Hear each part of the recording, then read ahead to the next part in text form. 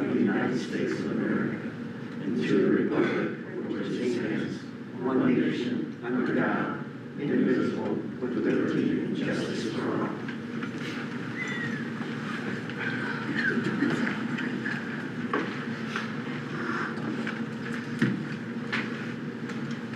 Teresa, please do the roll call. Mayor Montagnoni, Here. Alderman Hamilton, Here. Alderman Thornberry, Here. Alderman Finn, Here. Alderman Broughton, Here. Alderman Woodsig. She's excused. You have a quorum. All right, I'm going to start the meeting with the reading and approval of 3 of the April Aldermen minutes.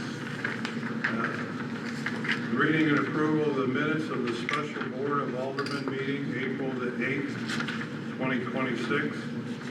We'll entertain a motion to approve those minutes. Well, there was one error in there, and I already mentioned it. Teresa and I just talked about it. It was not 1 weekend per police officer. It was asking the police officers to change for 2 weekend time frames. So 4 total time frames. It was, yeah, I think Because that it's the way didn't read it's like written, that. Okay. Yeah. Do I That's have a motion? so moved. Carol, do I have a second? Second. Michael? Any questions? All in favor, say aye. Aye. Any opposed? The motion passes and the minutes are approved. Reading and approval of the minutes of the Board of Aldermen meeting April the 20th, 2026. We'll entertain a motion to approve the minutes. Anyone? So moved. Michael, do I have a second? Second. Marty? Any questions? Hearing none, all in favor say aye. Aye. Any opposed? The motion passes and the minutes are approved. All right. Reading and approval of the minutes of the Board of Aldermen meeting April 24th, 2026. I will entertain a motion to approve the minutes. So moved. Carol, do I have a second? Second. Michael? And are there any questions? Hearing none, all in favor say aye. Aye. Any opposed? The motion passes and the minutes are approved.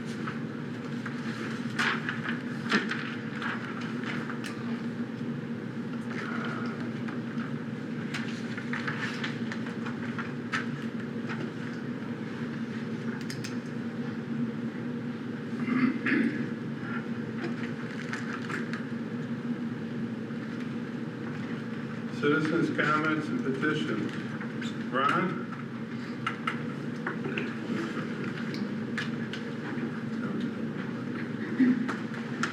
Hello, I'm Ron Slattery, Mayor of Board of Aldermen.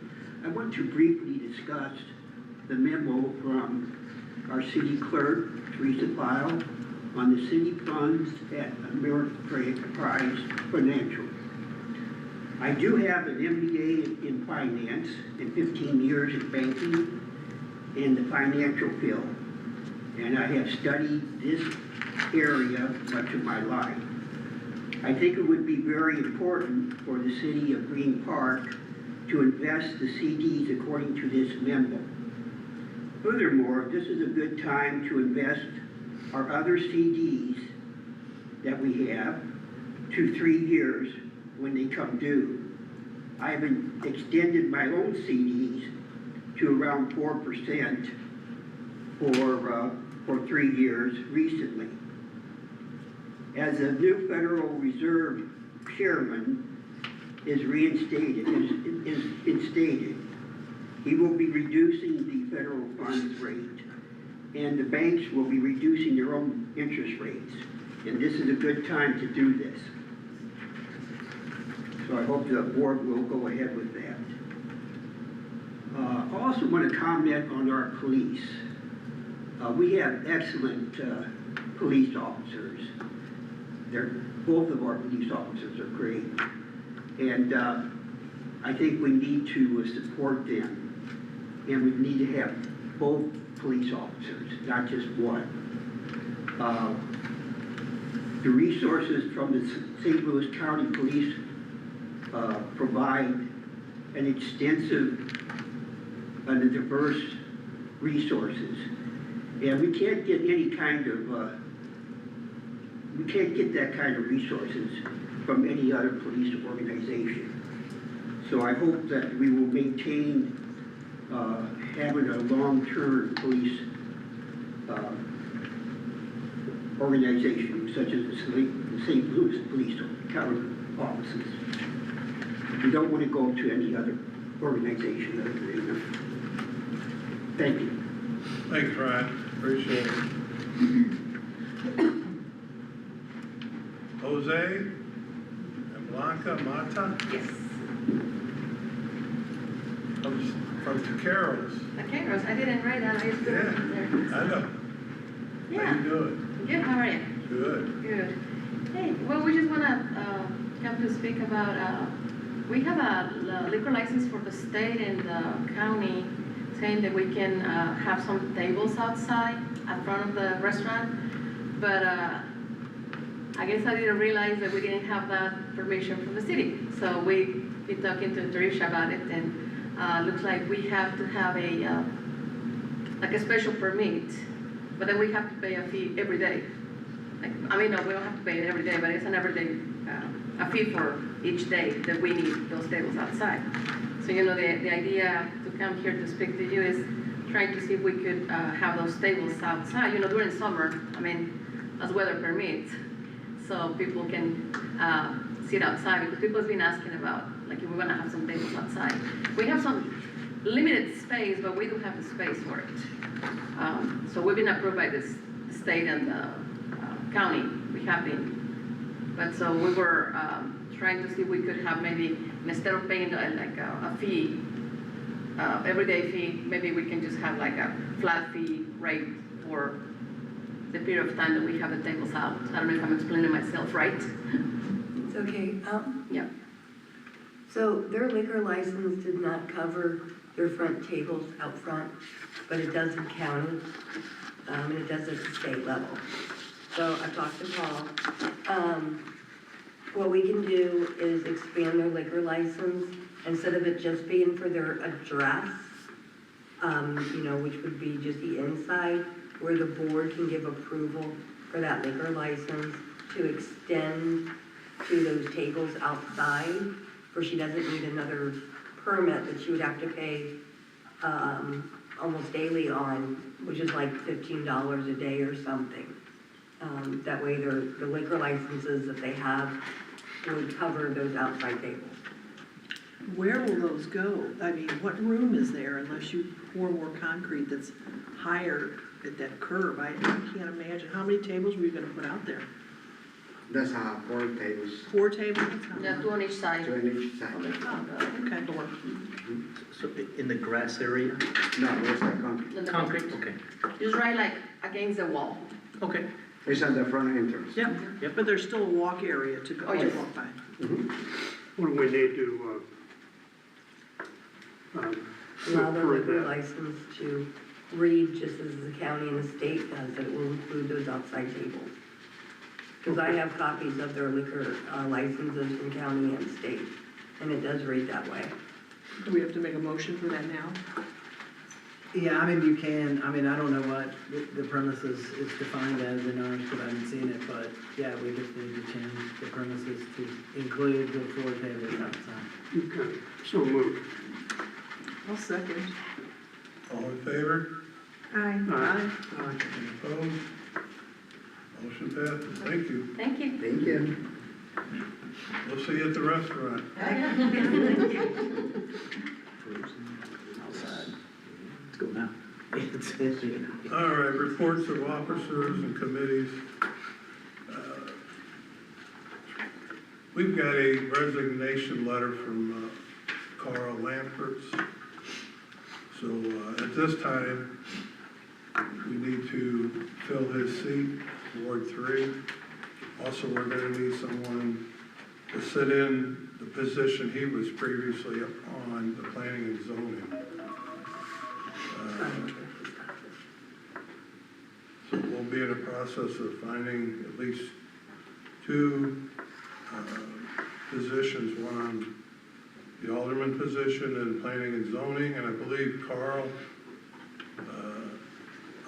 Kevin from the Board of Adjustments is going to be moving shortly, so we might need someone in that position as well. Marty, you have any reports? No, I don't. Carol? I did submit that one person to you, I guess you'll probably call him or interview him. And also too, it appears, when I saw, we have those kids that are racing around on those motorbikes. And I think they're coming from Lakeshire area. Because they were racing down, they crossed over and ripped down old 21. So that must be where they're coming. And they're all over the place on like Saturday towards the Trails. evening and Sundays towards the evening. Oh, they go down Mueller Road. Yeah. I mean, they're just having a rip-roaring time, but they're little kids. Yeah, They're little. We'll see them come down and use it too. Yeah, well, they went flying down Green Parks, yeah. So I don't know if, I know I mentioned it to everybody, that, yeah, keep I your eye spoke to a We got the group at ordinance. McDonald's. They were advised that they're not allowed to ride those here. None of them are Green Park residents, so I'm not 100% sure where they're all meeting and coming from. So I did advise them, they were 14 years old, that if they plan on riding in the road, you have to have a driver's license or your mom and dad sitting in the back with you, so. There's I some- got a couple of the names, so I did speak to a group. Good, because there's At some that are McDonald's. young, they're little. Yeah, the group that I saw and that we had an issue with, there was about 6 or 7 of them between 14 and 15 years old. Thank you, Anything else, Carol? that's it, thank you. Michael, do you have any? Nothing. Ally? Nope. Okay. Paul, does the city attorney have anything to report? I don't have anything tonight. Okay. 3.3, city engineer, building commissioner. Derek, do you have a report? I will wait for 5.5 and 5.6 for the street replacement and street maintenance. 3.4, city clerk. Teresa, do you have anything to report? No, I'm good. Okay. 3.5, the treasurers. I think, Mike, you're gonna, I'm not the city treasurer, but I'll be Yeah. happy to stand in, go over some of these reports. sure. So I understand Anna was sick, so she wasn't able to be here, but she did give us a update, which, similar to other clients, we look at the total revenues and expenses through March 31st, the last month that's complete, and so she provided a report that shows that the city is about 37% of its way through revenue. So your total budget is around, let's see here, it's on the next page, 3.1 million. Total revenue so far this year, about 1.1 million, so that's 37% of your total revenues collected to date are compared to the budget. And also on the expenses, the expenditures are around 500,000 compared to 3 million, which is the budgeted expense, and that's 17%. So the city's 25% of the way through the year. That's March 31st. That's 3 out of 12 months, and then so you're over. The revenues are 37%, so that's over 25%. So that's generally good. Expenditures are under budget, under the 25%, so that's generally good. But that's probably just timing too. I don't know how you're planning on spending all the money, but there's a lot of big infrastructure projects that probably take place later in the year. And then also a lot of the new property tax collections that you passed last year are being collected, like in January or February. They're collected at the beginning of the year versus the end of the year. So that's probably the two of the big picture fluctuations on those percentages. So everything's okay. Yeah, according to that, yeah, that's over budget on revenues, under budget on expenses. But that's just big picture. The other thing too is she was monitoring the property tax, the first year of property taxes coming in. So we're comparing that to what you're collecting so far. So yeah, so far through the end of April, she calculated it's about 78% of the total property tax that we expected to be here is being collected. And we're gonna, some larger amounts came in May, so we're gonna check through that and try, if you're still not closer to 100% of all those taxes collected, because those are supposed to be paid by December 31st, by taxpayers. The county summarizes it, gives it to you after that, so somebody's gonna have to follow up with the county to make sure that the correct amount of property tax is being collected and credited to the city. But it's still, middle of May, so it's just something that we're monitoring, or she's monitoring. Thanks, Mike. 3.6, county police report. Shonda, please present April's police report. Sure. All right.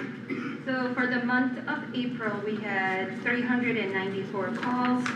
264 calls were directed, about 130 self-initiated.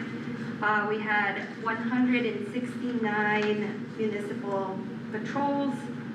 As far as the reports, it looks like we had about 12 accidents, 25 reports were written, 2 burglaries. That's from St. Simon. So it's technically, when you say it, it sounds bad, but it's just some teenagers going inside and playing basketball. But our burglary detective has identified all the kids, the parents were talked to, and they're making their amends with St. Simon. 1 domestic and 5 larcenies. A couple of those were from Walgreens. We had another one stealing from a vehicle that the doors were open. Another one was a converter, which we haven't had any issues in the past couple years. For some reason, it's coming back again. And one was a stolen license plate, but it looks like we wrote it here, but they didn't know where it was stolen from. I know you guys talk to your neighbors more. A lot of frauds are coming back up. Nobody's gonna text you to pay your fine. So if you see that, if you don't have virus protection for your computer, you probably don't need to open that email or call the number. Or buy Bitcoin, so just pass it along to your neighbors. When it comes to the bicycles, Carol, we also had an issue with none of the, like in our ticketing system, nothing as far as bicycles and these e-bikes was in it. We have since added stuff to it. Lieutenant contacted, so it's in there now. Like I said, the group that I've talked to, I have a couple of names and whatnot. We talked about it. I let him know. So if you see anything, you're more than welcome to text me, call me, and I'll be out. It's just that they move around so fast and it's hard to. And like I said, the 2 kids that I spoke to that gave me their addresses, they're not from Green Park, so it's kind of hard to, But they come to McDonald's. Why they come down Mueller or whatnot, I don't know. So I guess we'll just go with it. Like the ones that I spoke to, like I said, I have names and whatnot. So the first time you get talking to, the second time, there's some tickets involved and parents are not gonna be happy, but that's not our problem. But other than that, I don't have anything else unless you guys have something for me. Quick question, was like the gymnasium damaged over there? Was like a door to get in, they broke in, or? So the door in the back, when I went and responded and wrote the first report, it doesn't latch all the way, so they closed it, but then it really didn't close. So the kids went in there and played basketball and had some alcoholic beverages. So St. Simon didn't even know. It's just when, I think that Monday afternoon or Tuesday, whatever it was, the maintenance guy went through there and saw a little bottle of alcohol. That's when he realized. He went and saw the cameras, but there was no damage. There was nothing that, when I went there, that they had any. They just saw him on cameras playing basketball, so. Yeah, I think the second time when they came back, they pushed in an air conditioning unit. Right. To get inside. So there was some damage to the air conditioning unit, which I think got some water on to the floor as well. Yeah. So they're looking at obviously getting restitute, for, the air conditioning unit, the stolen airplane, liquor bottles, and, Yeah. the maintenance cleanup for it too. They'll be cutting grass for free for a while. Well, you know, it could have been worse. It could have been At least they were worse. doing some athletic trying to play pastime. sports. Yeah. Any other questions? Thank you. Yeah, Thanks, Anna. of course. 3.7, code enforcement report. Matt, can you please present your report? Yes, sir. Good evening, Mayor and members of the board. Tonight, I will provide a summary of recent code enforcement activity, ongoing violations, compliance efforts, and current trends observed throughout the city. Overview of recent activity: there's 46 total enforcement entries during this reporting period. The majority of the reported violations are as follows: excessive grass weeds violations, solid waste container violations, certificate of occupancy, property maintenance, debris accumulation, and permit-related violations. Most common violations are excessive grass weed violations, followed by solid waste containers, and lastly, certificate of occupancy violations. That being a huge one. It's hard trying to figure out who's where all the time. A lot of people are hiding in the green park. We're not sure exactly who all is. We'll never get to the bottom of that though. Property maintenance issues throughout the city's chipping, paint, and foundation, protective treatment violations primarily on fences, dead trees and tree stump violations, accumulation of debris again, dumpster storage container permit violations. Upcoming actions to enforce it will be to continue scheduled follow-up inspections, issue additional notices where necessary, and monitor unresolved occupancy concerns, and continue proactive neighborhood inspections. This concludes my code enforcement report. Thanks, Matt, appreciate it. Was this from iWorks? Yes, ma'am. Thank you. You're welcome. This is great. Yeah. Any questions for Matt? All right, thanks, Matt, appreciate it. Yes, sir. Unfinished business, we have none. 5.1, bill number 934, it's going to be the ordinance for the city of Green Park, amending the solid waste code. I will entertain a motion to approve the first reading of bill number 934. So moved.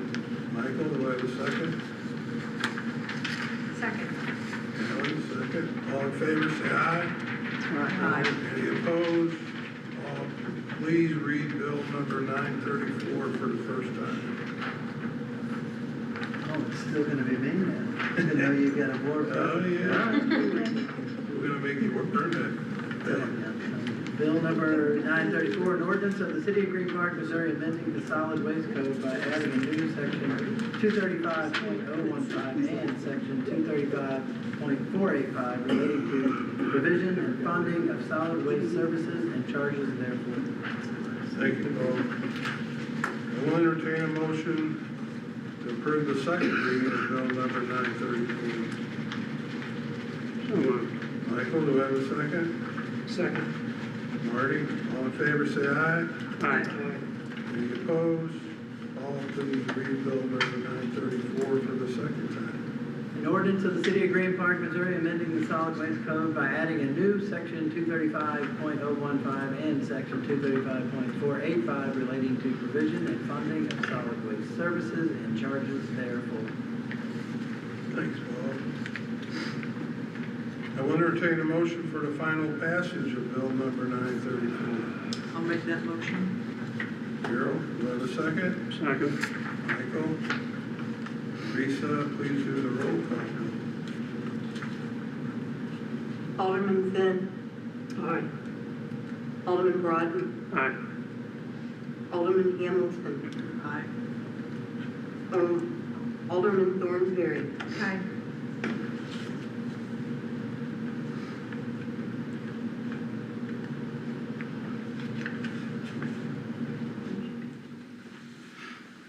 Bill number 934 becomes ordinance number 893.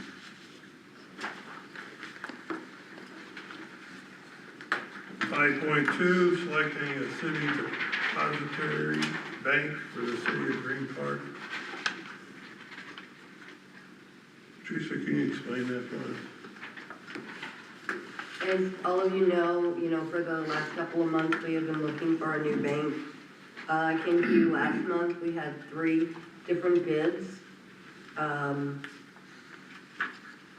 It seemed like one of them had a small, like margin of a higher interest rate, net interest rate. I was asked to go back to the other banks to see if they would match it. One other bank did, that was Regions. The other bank, said they were gonna leave their bid, proposal as is.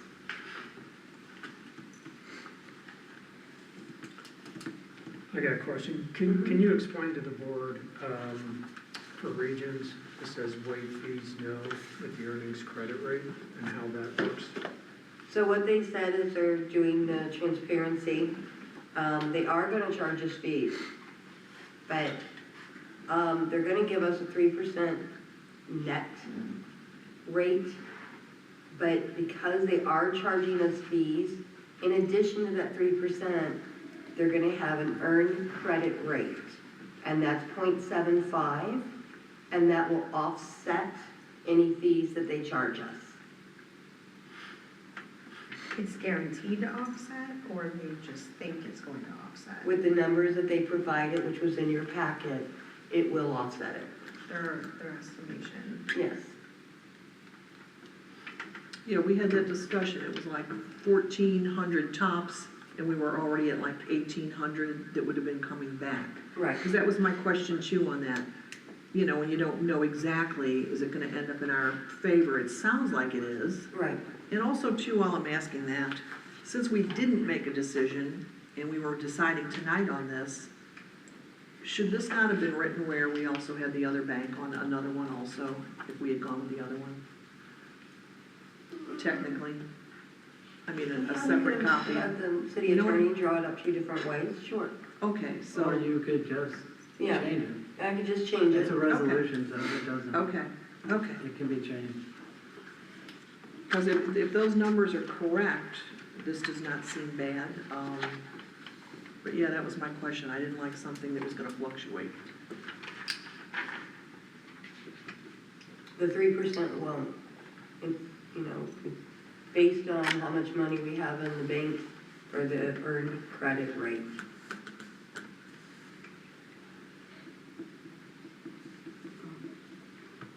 Any other discussion? Motion to approve. Okay, let me, get past this real quick. So you're gonna approve resolution number 424. Do I have a second? I'll second. Carol? All in favor, say aye. Aye. Any opposed? The motion passes. 5.3, presentation of approval of the 2025 audit. Mike, you're up again. Double prizes. Yeah. All right, thank you very much, Mayor. Yeah, again, my name's Mike Williams. I'm a principal at Sikich. I'm the principal in charge of the city's audit, and we've issued these 2 reports. I think it looks like you've got a copy of them in your packet. One of them says auditor's communication, and the other one says financial statements on it. So the main audit report is in the financial statements, so I was gonna look at that book first. And I'll just flip through it page by page. It won't take too long. Just give you the highlights or tell you what's different than last year. So if you go past the table of contents, the first thing is the independent auditor's report, and I think this is important because this is the auditor's opinion on the financial statements. But Michael says it's good or bad. Well, anyway, the first paragraph says that we've audited the financial statements, and the year ended is December 31, 2025. And the second paragraph says, in our opinion, the financial statements referred to above presented fairly in all material respects. So, but that's an unqualified, unmodified opinion, so that's a good opinion, similar to what the city's had in prior years. But anyway, I think that part's important. Well, there's other information about an audit for the next couple of pages, but let's see. I was gonna go ahead and jump to page 4. Now, page 4 it's called the statement of net position, because this is supposed to be the net accounting position of the city, and what it does is it blends all of the funds together, and it includes any debt and any long-term assets, like capital assets, like infrastructure, equipment, things like that. So we can see the total cash and investments around 4.2 million. There's some county receivables, and then the capital assets, are some land, and then the other capital assets around 15 million, so total assets around 20.2 million.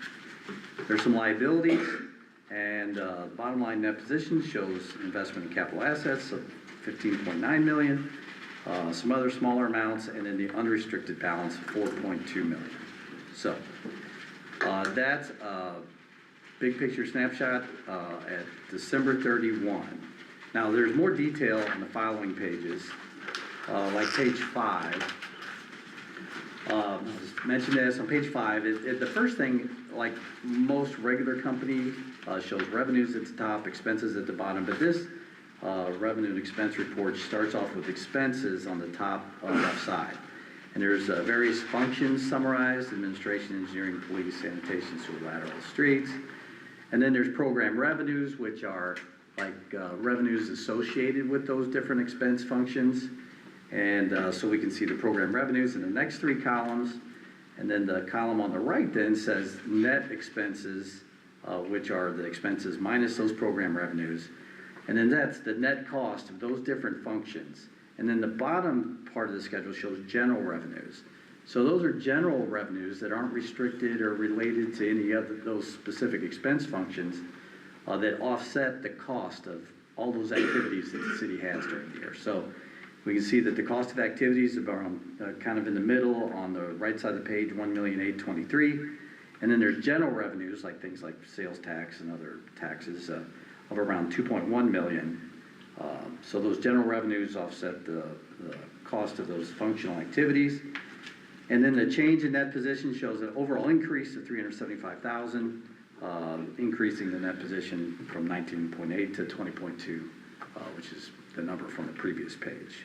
So the other part of this is that's a lot of numbers. Maybe it's all the funds blended together, so it's kind of hard to get any more detail. But that overall shows an improvement in net position if you just get that out of this high-level summary. Okay, then to talk about some more of the detailed funds, like you're most used to seeing on the budget and monthly reporting. On page 6, there's now this is the balance sheet. So in the city's case, its balance sheet is the assets that it holds, which are primarily cash and investments, liabilities that it owes, and then the difference in between your assets and your liabilities on this page is called fund balance. So we can see, just to pick on the general fund, it's the main operating fund of the city. Total assets are cash investments around 4.3 million. The liabilities are 29,000. And then the fund balance is 4.2 million. But part of that is committed for the contingencies for the city's fund balance policy. So the unassigned fund balance amount is around 3.8 million. And we can see the amounts. There's a small amount in capital projects. And this non-major sewer lateral fund then has some cash, some amounts per the reports from the county, around 52,000 for assets and liabilities. So that's the balance sheet. A couple pages after that then is page 8 is a summary of revenues collected and expenditures paid. And again, there's more detail on this in the back, but to talk about the general fund, it shows the general fund revenues around $2,069,000, expenditures paid around $1,855,000, so an increase of around $213,000 for the year, which increased the fund balance to 4.2 million. On the other hand, capital projects shows it had revenues around $584,000. It spent about $719,000, so it spent about $134,000 more than what it brought in for the year. And there's some smaller amounts for the sewer lateral. And if we just look at you can see the totals on the right side of the page. The general fund's up some, the capital projects is down some. But overall, there is an increase in the total net fund balance of $108,000 for the year, increasing the fund balance to total around $4,298,000. So that's a summary of the revenues and expenses and the balance sheets, the balance of where you are at December 31st. Page 10 then, we get into the notes to the financial statements. Note 1 is summary of significant accounting policies, and they don't change much from year to year. So I was going to flip on over to page 14, first detailed note to the statements. Now this, we were just talking about investments a little bit earlier from the audience, but the first section talks about, because we have a a comment on this, that the city's cash in the bank, or all government's cash in the Bank of Missouri, there's a requirement that any cash in excess of FDIC also be secured or collateralized by the bank.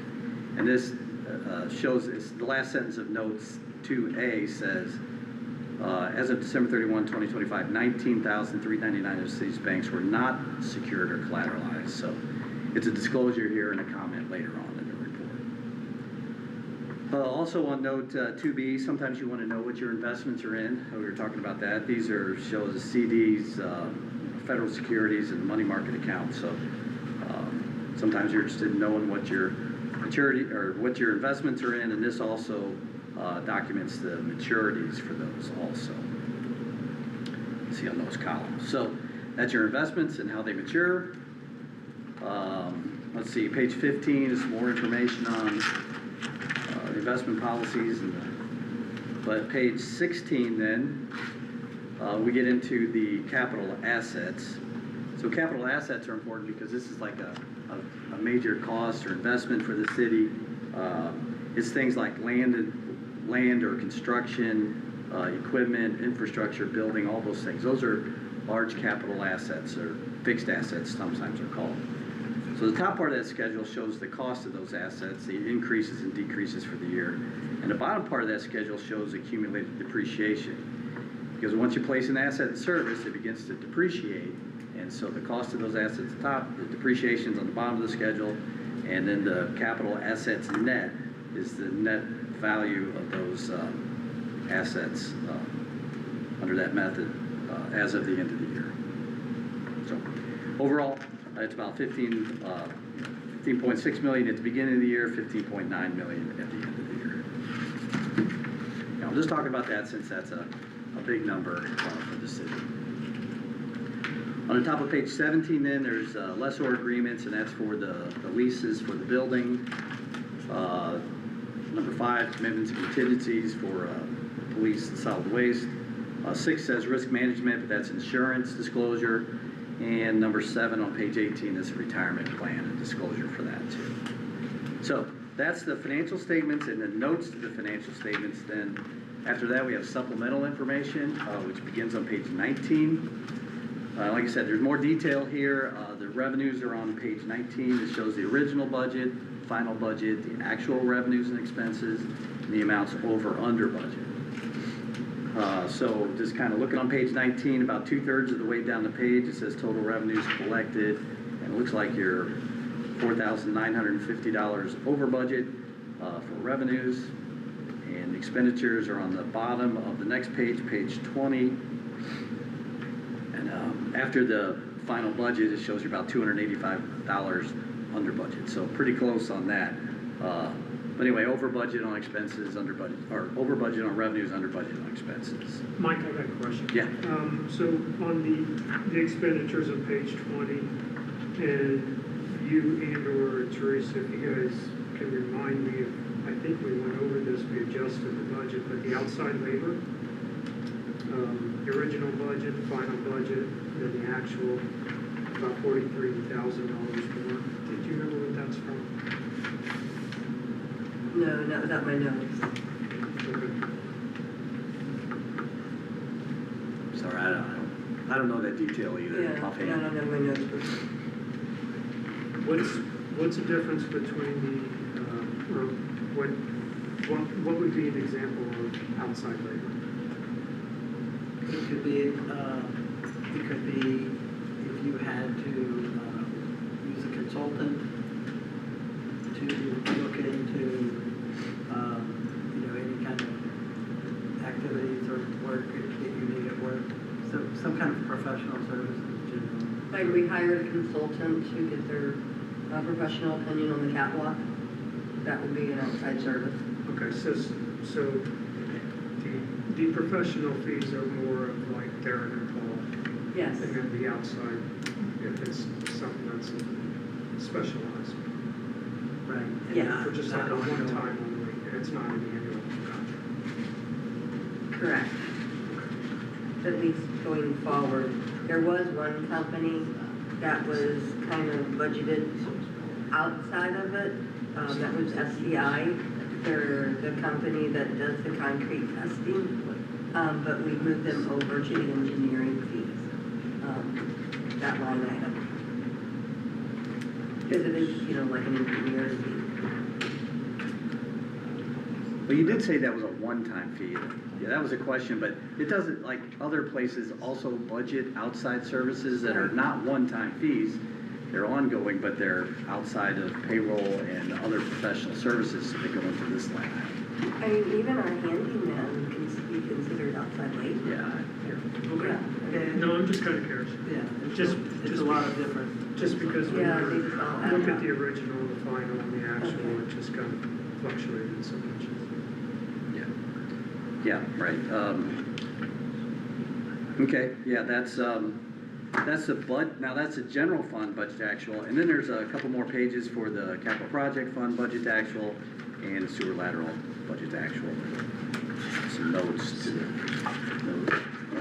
Anyway, that would conclude the audit report. Then to talk about the other book, the communication. Now, if there's other things the auditor comes up with, we have to require to disclose those. And there's a cover letter in here. It's a one-page cover letter, and then there's also a several-page letter. It's kind of a boilerplate letter related to more information on what an audit is. Now, this is relatively standard. I don't see anything in here that's unusual. So that's a standard report on that. And then the management letter then starts on page 5. So the management letter is, that's a kind of a cover letter for the comments that we had. So what I'm trying to do is get to the comments on page 7 and 8. So we have these, we have 2 significant deficiencies noted. We have 4 other comments noted. And I'll just kind of summarize them real quick. Number 1, significant deficiencies. So we recommended that you review your accounting policies and procedures. They be updated. Number 2 is we recommended that we did notice that there was an over budget amount for the sewer lateral fund. And I think that's because the county doesn't get back to us on how much was being spent, because they administered the sewer lateral fund for the city. So the city doesn't get those reports till near audit time. But it was a comment last year, so it repeated as a comment this year. Also there for these other 4 other comments, so significant deficiencies are not material weaknesses. They're less of a issue than that, but on the other hand, we think that they're more important, they're more significant than the other comments. So if there's other comments we come up with that are not significant deficiencies or material weaknesses, we list those. And that's the next section, the other comments. So the first one is about capital asset data sheets. So we recommend that you follow your policy on the capital asset data sheet completion or change of policy. Number 2 has to do with the investment policy that we recommend that you review the investment program, update that. Number 3 on the next page then is related to outstanding checks on the bank reconciliation, so we recommend that you review those and resolve them when you can. And number 4 is that I mentioned previously that the bank balances are required to be fully insured or collateralized, and you didn't, they weren't fully insured or collateralized for the year. So those are the 4 other comments that we had. I was going to note too that I made a note to myself that last year there were 4 significant deficiencies, and that there were 7 other management letter comments. So there's only 2 significant deficiencies this year, and the 4. So a lot of those have been resolved from the prior year. So I'll be happy to take any questions on either report or any of those comments or anything else. Any questions for Mike? Thank you, Mike. Appreciate it. Oh yeah, I thought I was thinking about this early. So these also need to be submitted to the state auditors. Is it okay if we take care of that tomorrow then? Versus, okay. Yeah, Well, then, if the board would make a motion to accept the auditor's report, and we'll put that into the minutes, and then make sure it gets submitted.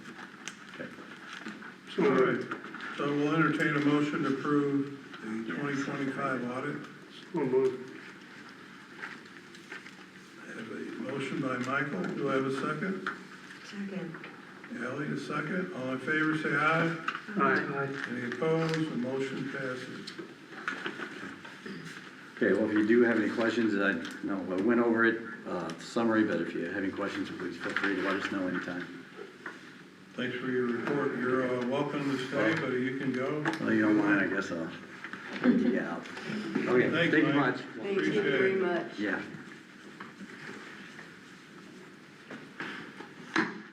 5.4, discussion of the maturity of the CD at Regents. Teresa, can you explain that to her? Okay, you guys had a CD at Regions. Originally, it was, at 250,000. You made this, investment back in 2023.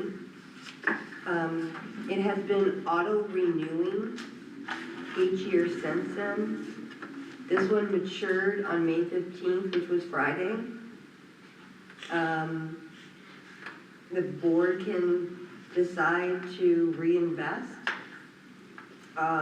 If we do not give them a decision in 10 days, it will automatically renew, but at a lower rate.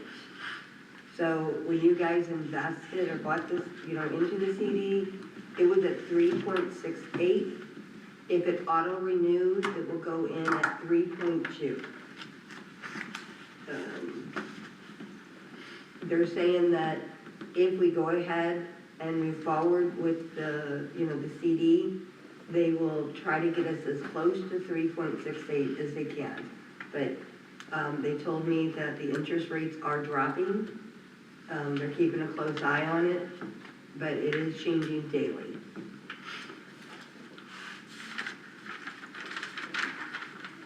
Any discussion? There is one other thing I would like to bring up. Sure.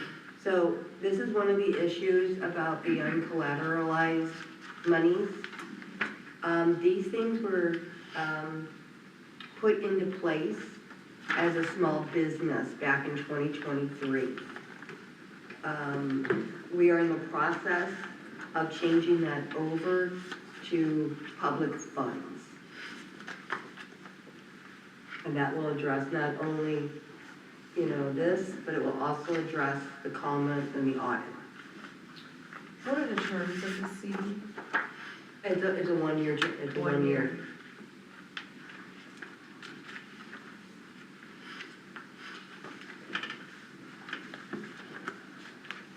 Any discussion? Does that roll over with that amount, or is the money that was made off of that roll into it also? Again, it keeps rolling? Yes, because you went from 250 to 272. Okay, So if you, redo it, it'll go in at 272. okay. You can add to it, you can take funds out, it's up to the board.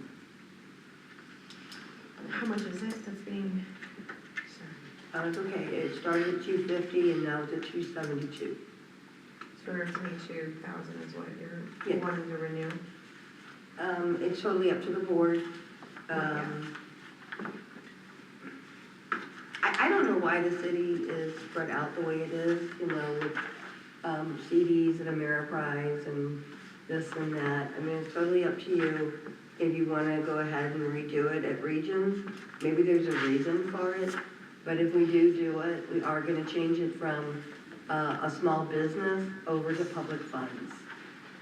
So it's at Regions now, Yes, this one is at Regions. and we are moving to Regions. Yes.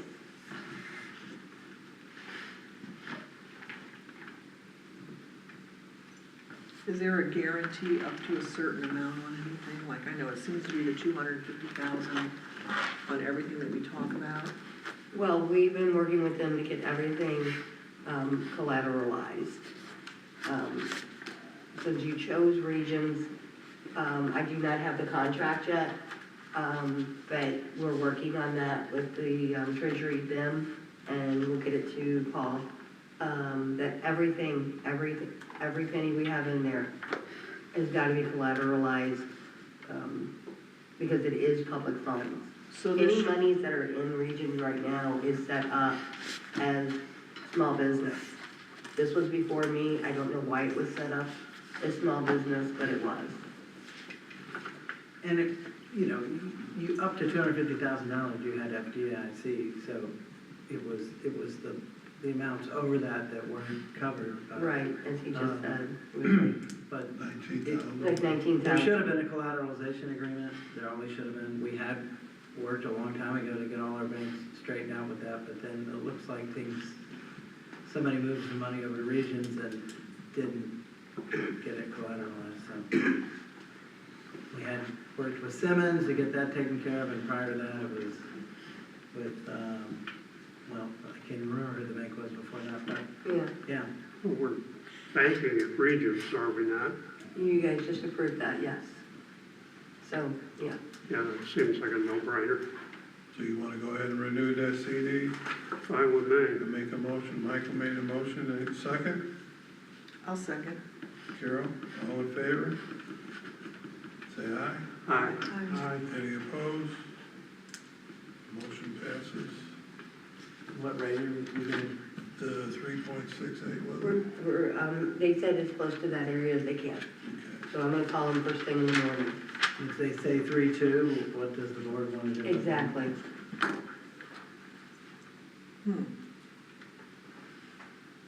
Is this like a shopping thing that we should shop? Or are they all gonna be very close?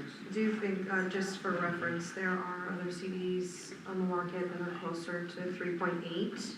Not a huge difference, especially to have to go through the application process and all that could change by the time you get through that, so. Yeah, so we're with Regis. What would you think, Regis? Yeah. I would think the pain it's gonna cost to try to get a new bank is gonna be not worth the investment you're going to get in return. I would probably stick to Regions at 3.68. 3.2 is a little low, but I would probably still do 3.2 on a 1 year. It's only 1 year. Yeah, I was just gonna say it's only 1 year, so yeah, why not? Okay, sounds good. 5.5, approval of the street replacements. Derek, can you explain this? Yes, well, we don't have bids from the contractors, we have not gone out to bid. However, to give you an update where we are with the street replacement bid, to go out to bid, and also the street maintenance. Let's start off with the street replacement. So back in December last year, we were trying to get a list of maintenance. And y'all gave me a list, which included the area of, right off of Tesson, which is Jan and Marley and Hacker and Bear. That's all Ward 1, correct? Right, Slevin, Hillhurst, Solar, and Juniper. So when we decided, I guess January, February, we said, let's not go to Green Park Commerce again and continue there, let's do residential. So when we switched gears and said, let's do, the original one was Jan and Marley, I think were the original ones, so we're gonna go back this year to that. The budget, to stay within the budget, was 500,000. However, you gotta back that up to like 450,000 because you've got inspection fees and so forth that you have to account for. So I was trying to do all of Jan, Marley this year. Next year was Bear, Hacker, and Timothy. However, when I had to reduce my total budget to 450,000, I was not getting out of that subdivision completely. So they're still gonna go, so this year, Jan and Marley, 2/3 of Marley, maybe a little more.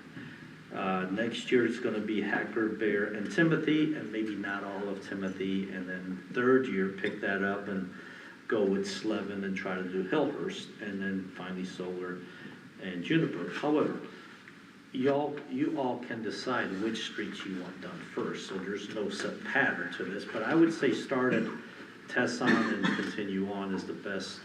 I wouldn't start in the middle of the street, I would start at the beginning, wherever you are, and then pick up the year after. So, I was trying to get out of there in 4 years, maybe it's gonna be 5 years. So, Michael was talking to me about, what about maintenance? Well, we decided, it would be in our best interest financially not to put any money into maintenance. So what you see now, and in the condition you have, it's gonna get worse, maybe not, over, next 5 years. So I told Michael that, I would not put a penny into that unless you have potholes where you lose a tire, or you have other problems, failure, street pavement failure, emergency, yes, go in there and repair it. But otherwise, I would not. Now, the reason we have some of this deterioration is twofold. It's almost 30 years old pavement. However, we did not have a crack sealing program. So your tar, as I call it, that's your joint material, you have to replace that over time, and you have to keep the water from going in the wintertime, because water will go in there, and when it freezes, it's going to crack the concrete. So now you're chipping away at your joints, the joint deterioration gets bigger and bigger and bigger, and then you're going in there and throwing asphalt on top and calling it good. And so some of those patches are starting to be deteriorated. So regardless, if you're going in there to replace sections of it, don't throw any money into it, it's not worth it. So, but the residents are going to complain in the next 5 years saying, what are you doing? So they need to be advised that this is our plan, and if the Board of Aldermen changes that, we will change it. So for right now, I say let it go, and then hopefully it will last enough to where we can replace it, and it's gonna be a 5-year program, more than likely. Well, if in the next year,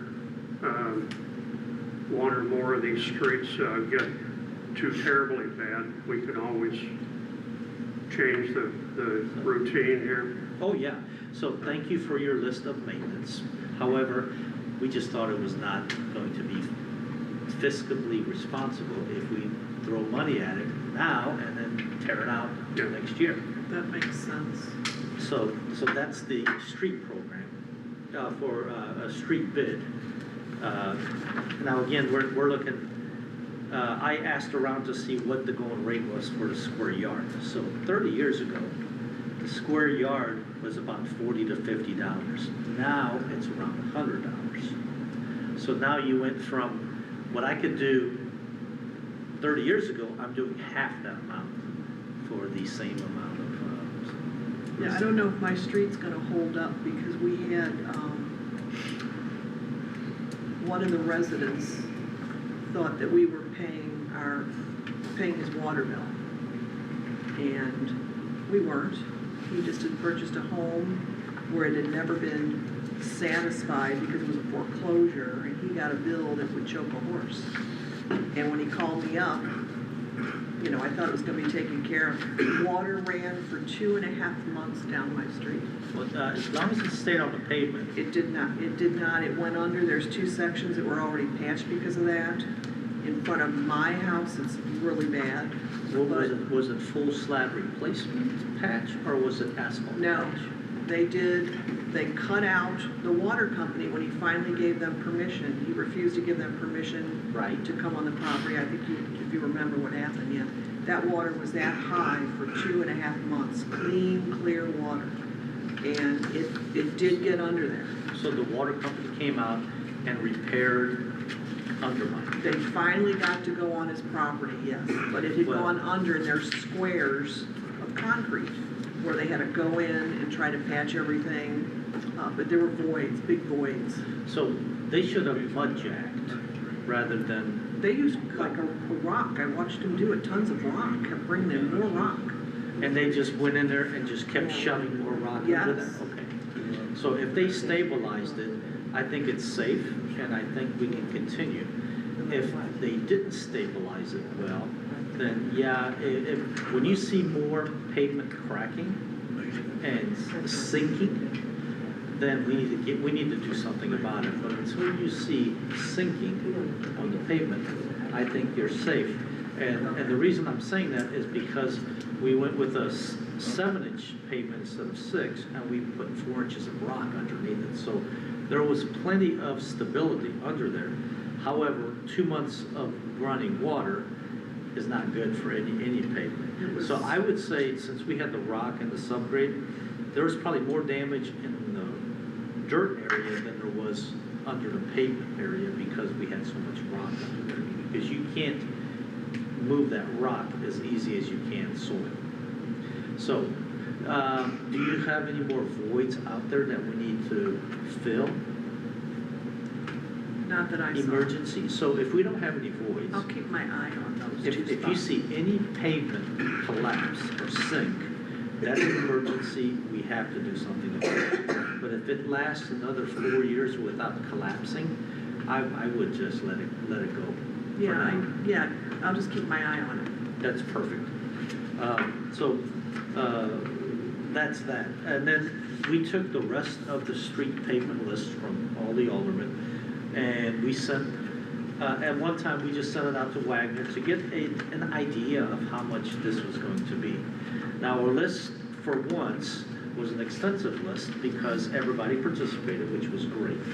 And we were able to locate a lot of areas that needed some maintenance, because we're not gonna get there for another 10 years, maybe some areas maybe for 15 years.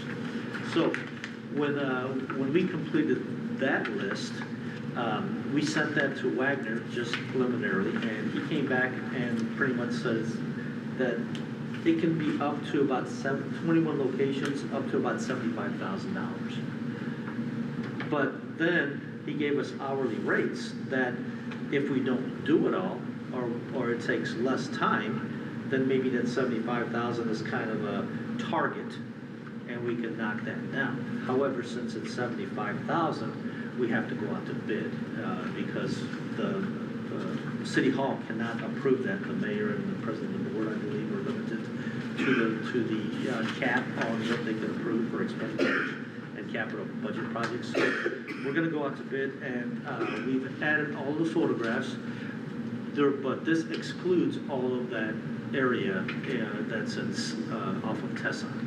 So if we would have added more of that area, this probably would have been over 100,000 as a repair. And we're talking about asphalt patching, vertical curbing, and on. And you saw a lot of the photographs in there. So I took a lot of the photographs that you passed on. We added some photographs that we had of the area, and we gave it an address, so hopefully the contractors can bid on it. And we structured it as Wagner gave us the bid, kind of a cap, and then said, okay, let's give us hourly rates for a finisher, a laborer, an operator, a truck, and a mini excavator, so that we can compare apples and apples to their hourly rates and what they're gonna charge us for it. And it goes from all the subdivisions beyond the Tesson subdivisions, and goes all the way to Cedarburg. There are no repairs or maintenance we're calling out for Green Park Commerce, because if we go back there, we're just going to replace it, we're not going to maintain it. But if we do have collapses, failures, then we'll have to go in there on emergency services and try to get that repaired. So just wanted to give you an idea of where we are. We're going to come back, go out to bid with your permission or guidance, approval, and then we'll bring it back in June, bring you back the contractor bids for you to make a decision. And they're going to be, so the contractors can bid on both, or just one or the other. They don't have to bid on both. Thanks, Derek. We'll entertain a motion to approve the street replacement bid. To go out to bid. Do I have a motion? To go out for bid? To go out to bid. No, so moved. Michael, do I have a second? Second. Carol? All in favor, say aye. Aye. Any opposed? The motion passes. 5.6, approval of the street maintenance, and you went over that, Derek. And we're permission We're to going go out for out bid. to bid. Yes, sir. I will entertain a motion to approve the street maintenance bid. So moved. Michael, do I have a second? Second. Marty, all in favor, say aye. Aye. Any opposed? The motion passes. Ron, do you have I don't think anyone else signed up. Okay. Citizens comment and petitions. Miscellaneous, any miscellaneous items? Anyone? Yeah, I got a question. This is more for our city attorney. So there was some news, we have a piece of vacant property over at John Smith's old property in St. Charles County in O'Fallon. The planning and zoning passed from McBride Homes to build a bunch of homes out there. But the city council did not approve it. So McBride Homes was going back and suing O'Fallon.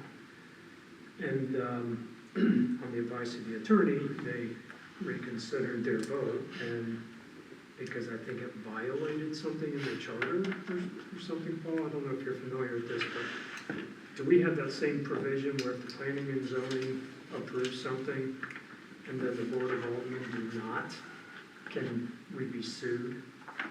Do we have that?